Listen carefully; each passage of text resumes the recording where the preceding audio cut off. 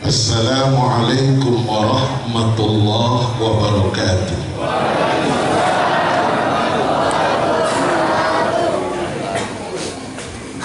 Dari tadi sudah ditanamkan rasa cinta kita kepada Rasul oleh Habib Ahmad. Kita munajat cinta ya. Hasbi Rabbi Jallallah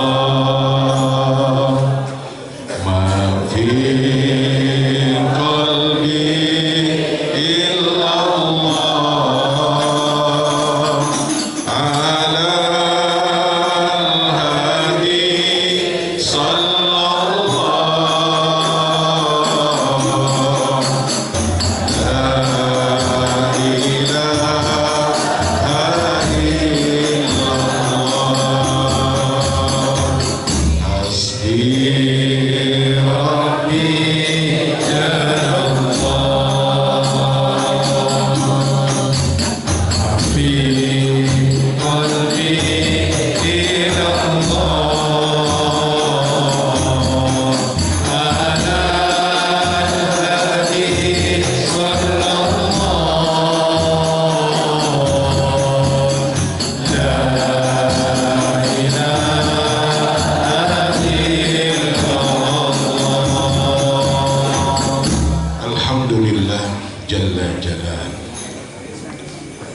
Asyhadu an la ilaha illallah wahdahu la syarika lah wa asyhadu anna sayyidana Muhammadan abduhu wa rasuluh. Allahumma salli wa sallim wa barik ala sayyidina wa habibina wa syafi'ina wa maulana Muhammadin ahabbil mahbubat wa asrafil makhluqat wa afdali ahlil ardi was samawat adadal anfasi wal awqat. Amma ba'du, hadratil mukarramin, para habaib, para alim ulama, para kiai, para sesepuh, tokoh-tokoh masyarakat yang dimuliakan oleh Allah Subhanahu wa taala. Wabil khusus guru-guru kita yang hadir pada malam hari ini. Ada Habib Abdullah Al-Attas, ada Habib Ahmad, Habib Muhtar, Habib Mustafa, Habib Haikal. Ini pertebaran habaib semua kumpul di tempat Ustaz Solihin ini. Mudah-mudahan ini tempat selalu mendapatkan keberkahan dan keberkahan.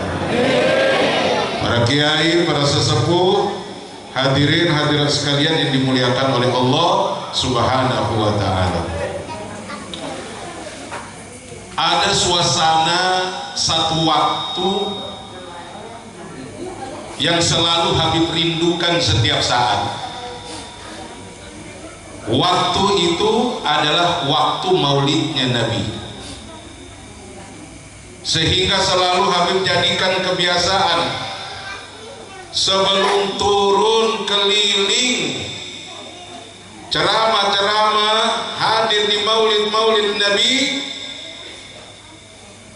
Habib usahain tanggal 12 Rabiul Awal, hari kelahiran Nabi, itu maulid bareng Nabi di Madinah Al-Munawwarah. Habis dari situ baru mau kelayapan maulid kemana-mana juga udah enak aja, udah enteng bawaannya.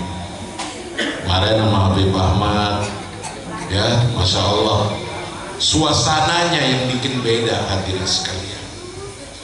Bawaannya kalau udah mulai datang bulan maulid, padahal udah lewat bulannya.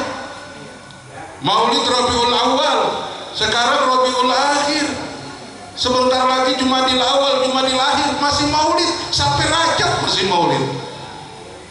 Bahkan ada istilahnya Habib buat kita tiada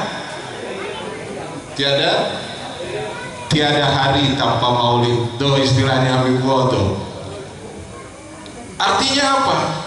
Bawaannya seneng aja kalau maulid datang, sehingga ada acara maulid di mana-mana, hatta di lubang semut, asal dikasih tahu aja kita datang dah.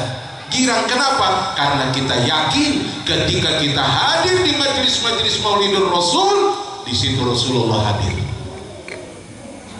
Yakin nggak? Yakin nggak? Kalau kita hadir di Maulidur Rasul, di situ Rasulullah hadir. Ya Allah, ini Rasulullah kan bukan kelasnya kelas Tangerang. Rasulullah ini bukan kelas Banten, kecil.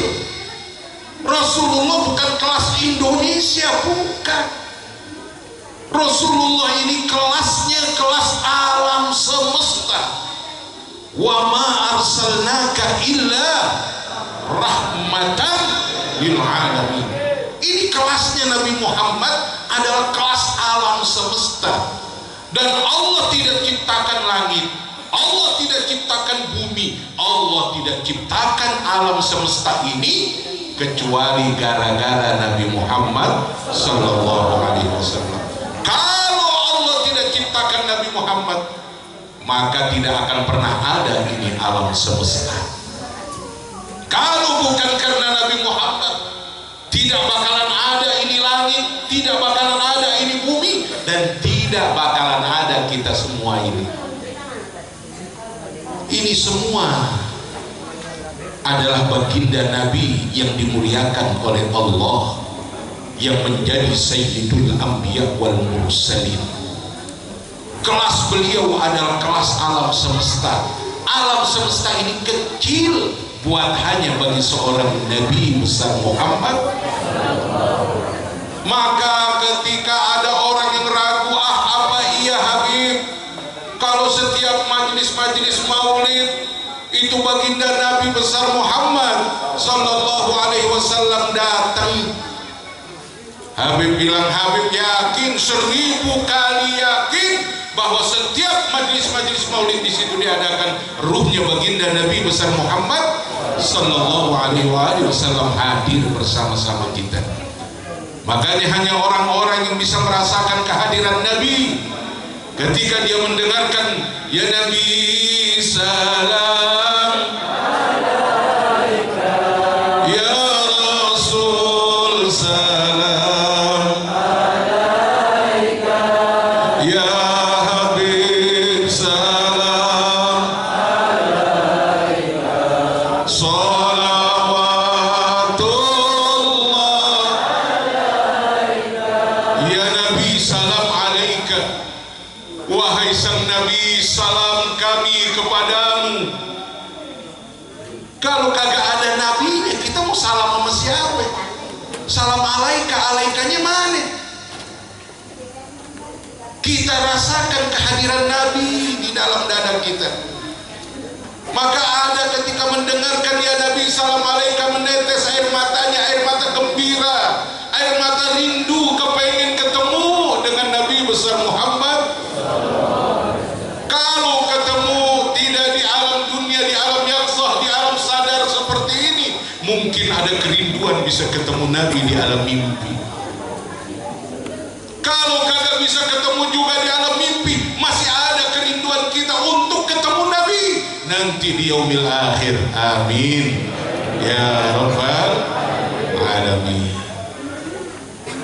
Di dalam kitab Saraful Anam, di situ diceritakan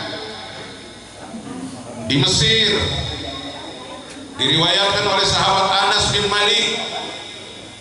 Di situ diceritakan bahwa ada di Mesir itu ada setiap tahun itu ada orang bikin maulid. Bikin maulid dia bikin makanan yang banyak, kue-kue yang banyak, rumahnya dirapiin, didandanin. Kenapa? Dia girang dengan kedatangan daripada kelahiran baginda Nabi besar Muhammad. Saking girangnya ini orang, tiap tahun dia mengeluarkan uang, bukan hanya ratusan ribu, bahkan puluhan juta, ratusan juta. Kenapa girang dengan maulidnya Nabi? Karena dia yakin yang bakal hadir ini baginda Nabi. Bukan hanya tamu-tamunya Nabi saja, tapi baginda Nabi yang bakal hadir. Selamat datang tamu Rasulullah. Iya, tamunya. Lalu tuan rumahnya mana? Tuan rumahnya juga ada, hadir. Nah, pada saat orang Islam ini dia bikin maulid, tetangganya ada orang Yahudi. Ada orang Yahudi laki bini ngeliatin aja. Ini bininya bilang, bang hebat ya, tiap tahun dia bikin acara gede-gedean. Itu duitnya berapa banyak itu, modalnya berapa banyak, sendiri lagi dia. Itu bikin acara apa sih bang? Suaminya bilang, bu, itu lagi memperingati kelahiran Nabi Muhammad, nabinya dia orang, nabinya umat Islam. Oh begitu ya, cintanya luar biasa mereka sama nabinya, sampai setiap tahun itu mereka peringati. Dan akhirnya Bapak Ibu, itu pas suatu malam laki bini ini tidur deh. Pas tidur, si istri ini mimpi. Istrinya nih Yahudi nih, dia mimpi apa? Mimpi dia lagi hadir di majelis maulid. Dia hadir di majelis maulid. Orang-orang pada berdiri semua menyambut daripada kehadiran seorang kekasih Allah yang begitu cakep, begitu gagah, begitu harum dan rupawan. Ini si laki-laki dia datang ke majelis itu dan semua orang berdiri menyambutnya. Akhirnya Bapak Ibu sekalian, ini si Yahudi ini, si perempuan ini, dia tanya sama temennya di sebelah, itu yang datang siapa tuh, cakep banget ya, gagah banget. Dia datang masuk ke rumah sohibul majelis, dia datang masuk ke situ, dia salamin orang-orang yang pada hadir. Itu siapa sih, kok gagah banget, cakep banget? Maka tetangganya bilang, itu yang lagi diperingati, itu Nabi Muhammad. Itu Nabi Muhammad. Iya, ya Allah, gagah, cakep. Kira-kira kalau saya panggil dia mau jawab nggak panggilan saya? Kata temennya, ya pastilah. Ini manusia terkenal dengan akhlaknya yang begitu mulia, akhlaknya yang begitu agung. Siapapun yang manggil dia pasti dia datang. Lah kan saya Yahudi, orang yang memusuhi Islam, masa iya dia mau jawab? Ya kalau nggak percaya coba aja. Akhirnya dipanggil nih si Yahudi ini perempuan. Dia panggil pas lagi lewat itu baginda Nabi. Dia panggil ya Muhammad. Pada saat dia panggil ya Muhammad, ini nengok baginda Nabi, langsung dijawab labbaiki, labbaiki. Dia panggil ya Nabi, ada apa? Labbaik. Itu labbaik itu adalah jawaban penghormatan dari orang yang dipanggil. Ini si perempuan merasa girang, merasa seneng, walaupun seorang Yahudi, tapi dijawab panggilannya oleh Nabi dengan kalimat yang begitu indah, labbaiki. Akhirnya dia bilang lagi, dia tanya, ya Rasul, kenapa sampai engkau jawab panggilan saya? Maka Nabi bilang, siapapun yang memanggil saya akan penuhi panggilannya. Tapi kan saya Yahudi, saya kan memusuhi engkau. Saya jawab panggilanmu karena saya yakin sebentar lagi engkau akan mendapatkan hidayah dari Allah Subhanahu wa Ta'ala.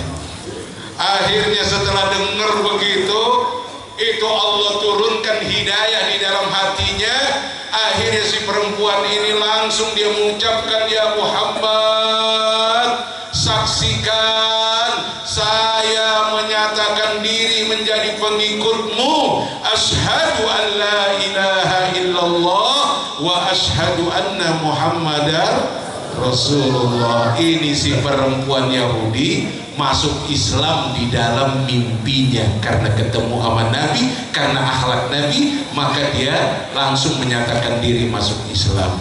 Habis itu bagaimana? Ini si perempuan di dalam hatinya dia bilang, besok pagi saya mau bikin maulid buat Nabi Muhammad, supaya Nabi Muhammad datang juga ke rumah saya. Saya mau bikin maulid besok pagi. Jadi dalam mimpinya itu kepengen bikin maulid, mau ngerayain maulidnya Nabi besar Muhammad. Akhirnya pas pagi dia bangun dengan niat yang udah kenceng, niat yang udah kuat, karena dia udah merasa dirinya Islam. Dia siap-siapin deh, mau nyiapin makanan, mau bebenah rumah. Tahu-tahu dilihat lakinya udah bangun.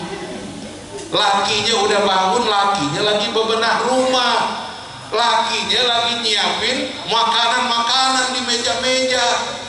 Akhirnya istrinya nanya, bang, abang mau ngapain rame-rame begini? Nyiapin makanan, kue-kue, bebenah rumah, ini mau ngapain? Lah saya mau memperingati maulidnya Nabi Muhammad. Loh, emang abang udah masuk Islam? Si abangnya sambil senyum, iya, saya masuk Islam setelah engkau masuk Islam tadi malam. Jadi rupanya setelah istrinya masuk Islam, itu dia juga bermimpi ketemu sama Nabi, dia juga masuk Islam. Akhirnya dia juga niat besok pagi mau bikin peringatan maulid. Ya Allah, hadir Pak, hadir Bu. Setiap maulidnya Nabi Muhammad jangan kita anggap bahwa Nabi itu sudah meninggal, di dalam kuburnya gak bisa ngapa-ngapain. Ini kelasnya alam semesta Nabi Muhammad, bukan kelasnya orang Mekah, orang Madinah, orang Arab doang, bukan. Dunia ini bagi Nabi Muhammad itu tinggal ngelangkah begini udah sampai di Cikupa. Udah gak ada jarak dunia ini bagi Nabi Muhammad, udah gak ada jarak hadirin. Oleh karena itu kita yakin, makanya benar ketika terjadi peristiwa ini, cerita lagi nih, cerita di Libanon. Ini cerita yang disampaikan oleh salah seorang habaib di Terin. Itu diceritakan di Libanon, ini ada satu kabilah namanya kabilah Gatas. Ini kabilah Gatas ini kabilah Kristen Katolik yang paling besar di Libanon. Nah, satu waktu lagi ada acara Maulid Nabi. Orang-orang pada bikin acara Maulid Nabi dengan ramenya, dengan begitu meriahnya. Dan kebiasaan orang Libanon kalau bikin Maulid Nabi itu pada nembakin senjata ke atas. Ya, nembakin senjata ke atas. Dar. Kalau kita di sini petasan, nah gitu. Dan rupanya itu ketika lagi dilemparkan, lagi ditembakkan itu senjata ke atas, itu ada peluru jatuh nyasar, kena anak perempuan, anak kepala suku kabilah Gatas yang paling besar, kabilah Kristen Katolik ini. Itu kena tembus ke kepalanya. Dan nembus ke kepalanya, keluar darah yang begitu banyak, langsung jatuh pingsan. Ini anak dibawa sama ibunya, ibunya belum tahu ini kenapa ini. Akhirnya dikasih tahu sama orang-orang, ini anak kena peluru nyasar dari tembakan itu, peringatan Maulid itu yang pada nembak itu pelurunya nyasar ke kepalanya ini. Akhirnya dibawa ke sebuah rumah sakit umum di sana. Sampai di rumah sakit umum, semua dokter angkat tangan, kagak sanggup lagi. Akhirnya kagak sanggup, dibawa lagi nih anak ke rumah sakit Amerika yang peralatannya lebih komplit, peralatannya lebih bagus.